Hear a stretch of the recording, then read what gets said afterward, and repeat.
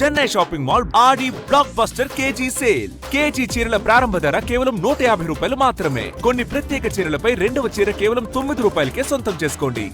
ప్రక్షాళన పేరుతో ఓట్లను తొలగించే అవకాశం ఉందని సీఎం రేవంత్ రెడ్డి అన్నారు. గతంలో జీహెచ్ఎంసీ పరిధిలో సెటిలర్ల ఓట్లన్నీ తొలగించారన్న సీఎం కాంగ్రెస్ కోర్టుకెళ్తే నాటి జీహెచ్ఎంసీ కమిషనర్పై న్యాయస్థానం ఆగ్రహం వ్యక్తం చేసిందన్నారు. హైడ్రా బాగా పనిచేస్తోందన్న రేవంత్ రెడ్డి చాలా ఆస్తులు స్వాధీనం చేసుకుందని కితాబిచ్చారు. హైదరాబాద్లో తాగునీటి కొరత లేదని సీఎం అన్నారు.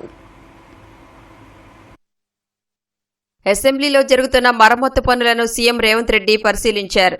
అసెంబ్లీ స్పీకర్ గడ్డం ప్రసాద్ కుమార్, మంత్రి అడ్లూరి లక్ష్మణ్ ప్రభుత్వ విప్పులతో కలిసి పనులు జరుగుతున్న తీరుపై అధికారులను ఆరా తీశారు. ఈ సందర్భంగా మీడియాతో ఇష్టాగోష్ఠిగా మాట్లాడిన ముఖ్యమంత్రి సరుపై బూత్ స్థాయిలో పార్టీ ఏజెంట్లను ఏర్పాటు చేసి నిజమైన ఓట్లు తొలగిపోకుండా చూస్తున్నట్లు చెప్పారు.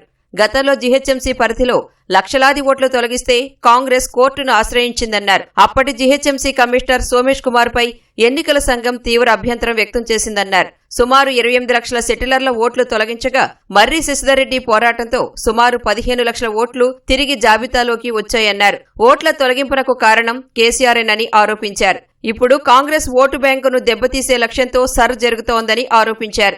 ఎన్నికల ఫలితాల విషయంలో తన అంచనాలు ఇప్పటి వరకు ఎప్పుడూ తప్పలేదని ధీమా వ్యక్తం చేశారు.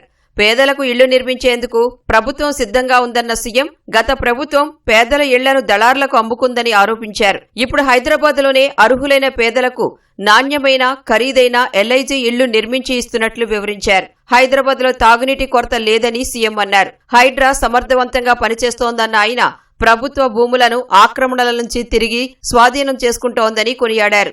జన్వాడ ఫామ్ హౌస్ లో ఏ రాజుల భూములు ఉన్నాయో కేటీఆర్ విచారణకు అడగాలని పేర్కొన్నారు.